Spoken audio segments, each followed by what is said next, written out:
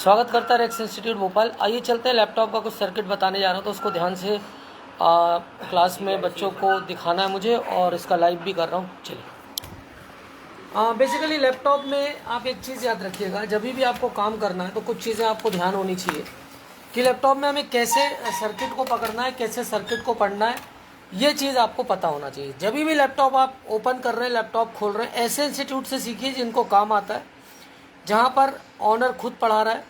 अगर 2 आदमी 4 आदमी रखकर इंदौर से, रीवा से ऑनलाइन करके कोई पढ़ा रहा है तो आप सावधान रहिए, वहाँ कुछ नहीं होने वाला है। ऑनलाइन जितना पढ़ाने वाला था कोरोना में चल लिया, जितना चलना था। आजकल बड़ी बड़ी एकेडमी सबका क्या हो गया है, काम खत्म हो गया है। तो ध्यान से समझिए, ध्यान से पढ़िए।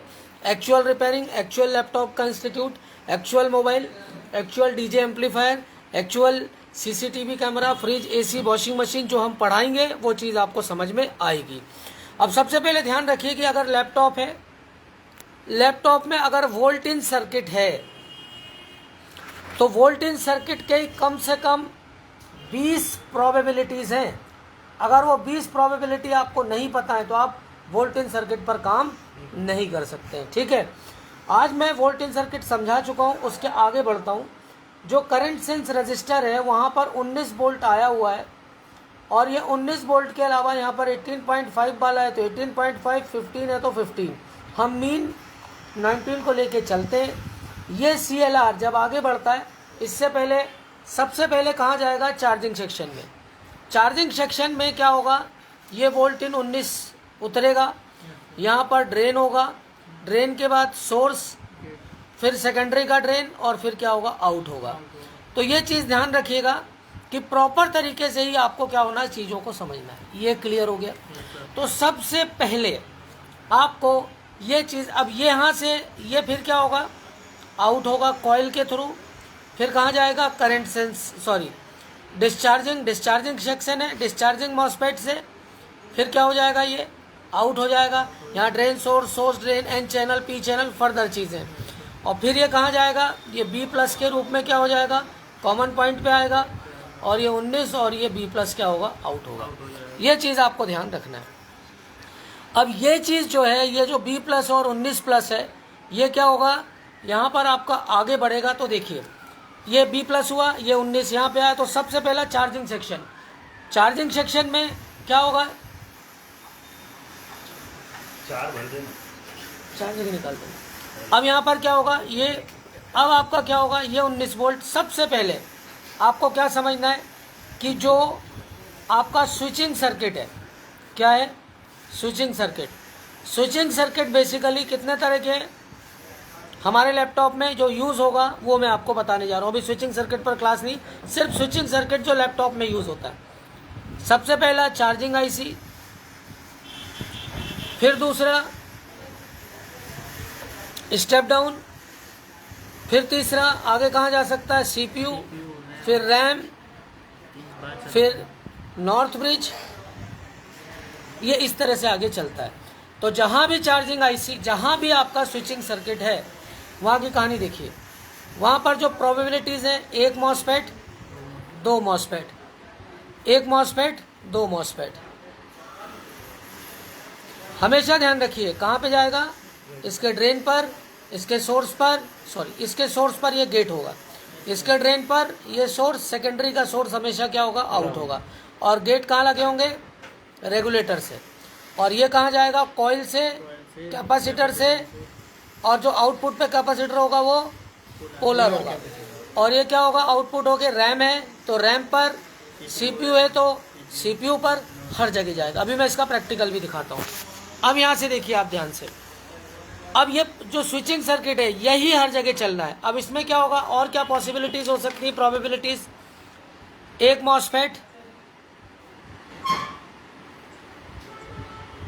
और ये दूसरा MOSFET, इसके अलावा यहीं पर 2 MOSFET ले सकता है। तो ये क्या हो जाएगा, CPU सर्किट।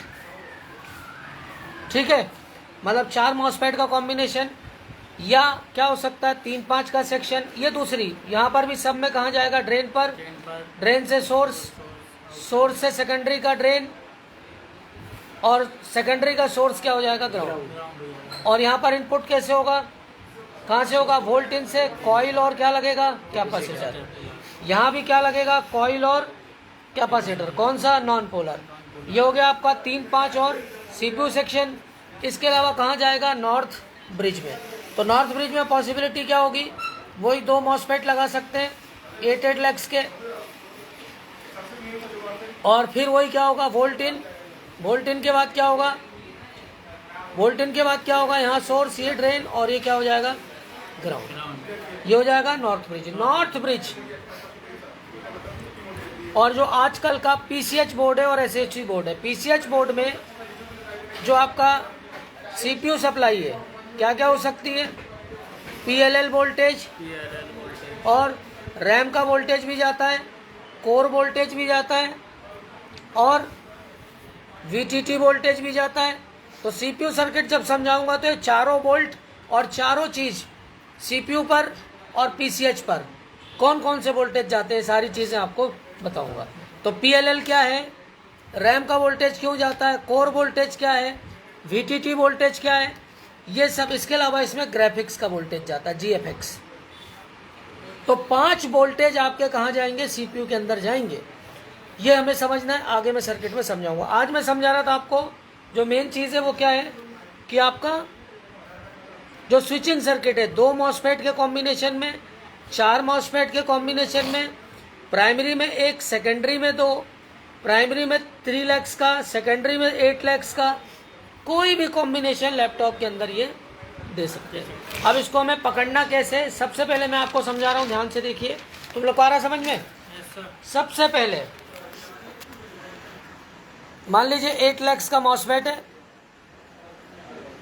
कोई भी, तो ड्रेन पर कहाँ से आएगी सप्लाई, वोल्ट इन का सीएलआर, या तो काय से आएगी, या तो एडाप्टर वोल्ट होगा या ऑक्स वोल्ट होगा। ऑक्स यानी बैटरी वोल्टेज। अब देखिए ध्यान से, अब हम इसमें पकड़ते हैं। तो सबसे पहले मैं आपको सीएलआर दिखा दूं, और बहुत आसान है इसको पकड़ पाना। तो ये हमने रखा है यहाँ पे, ये देखिए मल्टीमीटर, और सबसे पहले हम सीएलआर देखें, सीएलआर कहाँ है। तो आप इसका मैंने सीएलआर देखिए, बैटरी का सर्किट को अलग समझाऊंगा अगली क्लास में। सबसे पहले हमें सीएलआर पकड़ना है। सीएलआर कहाँ है इसमें, देखिए आप ध्यान से। अब देखिए ये यहाँ पर क्या है, सीएलआर है, ये लगा हुआ है। अब यहाँ पर देखिए ये 19 वोल्ट है, तो कहाँ से आ रहा होगा, इससे आ रहा होगा। इसमें 2 ग्राउंड होंगे,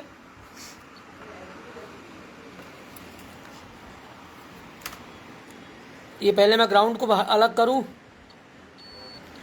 ये ग्राउंड है दोनों, और यहां से फिर ये 2 क्या होंगे, प्लस। यहां से कहां जाएगी सप्लाई, सीएलआर पे, सीएलआर पे जाएगी, फिर उससे बेवकूफ कहां जाएगी, मॉसफेटों पे। मॉसफेटों से क्या होगा, ड्रेन, ड्रेन सोर्स, वो जो भी कॉम्बिनेशन बना हुआ है, और फिर यहां से क्या जाएगी, यहां से ये सीएलआर मिल गया। अब इस सीएलआर से एक कोई भी सर्किट पकड़ते हैं। अब मान लीजिए कि हम पकड़ते हैं कौन सा सर्किट, रैम सर्किट पकड़ लेते हैं। तो अब सबसे पहले रैम की कॉइल पकड़ना है। कैसे पकड़ोगे, ये रखा,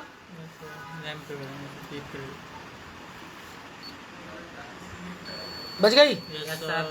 अरे इधर भी तो दिखाया कर भाई, तू कैसा कैमरामैन है। बोला सर मैं स्टूडेंट हूँ, कैमरामैन थोड़ी हूँ।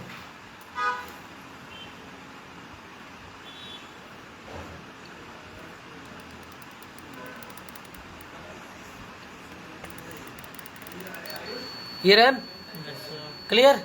अब ये कॉइल काहे से बचेगी, देखिए ध्यान से, क्या फंडा बताया था मैंने, 1 2 3, ये कहाँ से आएगा, सीएलआर से। सीएलआर से कहाँ आएगा, कॉइल, कॉइल से कहाँ आएगा, कैपेसिटर, नॉन पोलर, और ये कहाँ जाएगा, प्राइमरी के ड्रेन पे। फिर कहाँ जाएगा, सेकेंडरी के सोर्स और प्राइमरी के ड्रेन पे, और फिर कहाँ जाएगा ये, और ये हो जाएगा गेट। तो हमें गेट आईसी भी ढूंढनी, वो भी ढूंढेंगे हम, और हम ये मॉसफेट भी ढूंढेंगे। तो कॉइल से कहाँ पर जाएगी supply, secondary coil, secondary capacitor, non polar, non polar की पोलर, अच्छा वो बता दिया। यहाँ से कितना होगा, रैम का जो भी वोल्टेज आउट होगा। तो अब हमें ये पॉइंट ढूंढना है, प्राइमरी का ड्रेन, सेकेंडरी का सोर्स, और सॉरी प्राइमरी का ड्रेन, प्राइमरी का सोर्स, सेकेंडरी का ड्रेन। ये पॉइंट कहाँ आएंगे? कॉइल पे। तो इसको ढूंढना है। तो ये मैंने पकड़ा इसको यहाँ पे, कॉइल को। अब ये कॉइल कहीं ना कहीं क्या होगी? इन मॉस्फेटों से बचना चाहिए।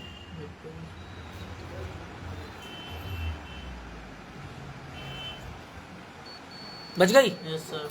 आ गया? Yes sir. अब ये जो इस पे 19 वोल्ट कहाँ से आएगा? इस CLR से। तो वो क्या होगा? ड्रेन होगा। क्या होगा? वो क्या होगा? ड्रेन होगा। ये आ गया? ये ड्रेन, ये सोर्स। आगे समझो। फिर इधर से इसको जूम करके करना काम। तो ये आपको ऐसे एक एक चीज पकड़ना आना चाहिए कि CLR से जहां पर आ रहा है वो ड्रेन। अब हमें एक और हम पकड़ने की कोशिश करते हैं कि ये मुझे लग रहा है 3-5 है। तो अब यहाँ से ये देखिए CLR लिया हुआ है हमने। यहाँ दिखाओ, जूम करो अच्छे से और जूम कर लो। CLR से कहाँ जाएगा? ये इनके ड्रेनों पे आएगा। तो वो ढूंढते हैं हम। ये देखिए कैपेसिटर पे आ गया। Yes sir. ये आ गया। यस सर, ड्रेन पे आ गया। ठीक। फिर यहाँ से सोर्स और फिर इसके ड्रेन से क्या होगा? बचेगा आगे। Yes sir.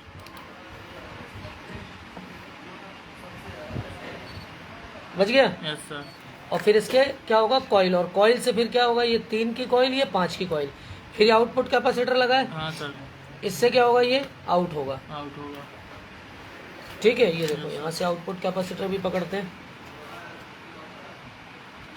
ये मिल गया। Yes sir. और इसका भी सेकेंडरी का आउटपुट कैपेसिटर मिलना चाहिए। ये मिल गया। ये 3 और 5 ऑन करेंगे तो यहाँ 3-5 टकाटक मिलेगा। क्लियर? तो अगर इस तरीके से आपको सीखना है, कुछ इंस्टीट्यूट वाले भी सीखते हैं मेरे वीडियो को देखकर, जो टीचर्स कहलाते हैं। सीखिए, जिसको जितना सीखना है उतना सीख के पढ़ाइए, कोई इशू नहीं है। तो ये देखिए आप, इस तरह से आपकी सप्लाई। ठीक है। अब यही चीज़ नॉर्थ ब्रिज में समझाऊंगा, साउथ ब्रिज में समझाऊंगा। फिर इसके बाद आपका एप्पल के लैपटॉप आ जाएंगे। फिर आपके कौन से लैपटॉप आएंगे? कॉमर्शियल लैपटॉप आएंगे। अनंत है लैपटॉप, और अनंत है इसका क्या पूरा आपको सीखने की कहानी। ठीक है। एक चीज़ और, CPU के वोल्टेज मैंने कहा कौन कौन से जाते हैं इसमें, ध्यान से देखिए। CPU के वोल्टेज कौन कौन से, CPU में कौन कौन से वोल्टेज बताए मैंने? VTT जाएगा, कोर जाएगा, रैम के वोल्टेज जाते हैं, ग्राफिक्स के वोल्टेज जाएंगे और PLL वोल्टेज जाएंगे। 5 तरह के वोल्टेज जाएंगे। अब इन वोल्टेजों का क्या रोल है? इन मॉस्फेटों का क्या रोल है? इनकी क्या कहानी, ये हम आगे अभी देखेंगे। तो अब अगर CPU पे इतने तरह के वोल्टेज जा रहे हैं, ठीक है, ध्यान से देखिए। ये हमारा CPU है। अब CPU पे सबसे पहले क्या होगा? 2 कॉइलें होंगी।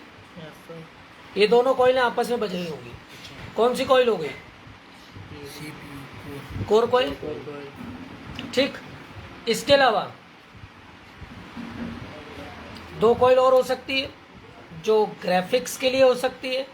ये 1.05 अगर इनबिल्ट ग्राफिक है तो।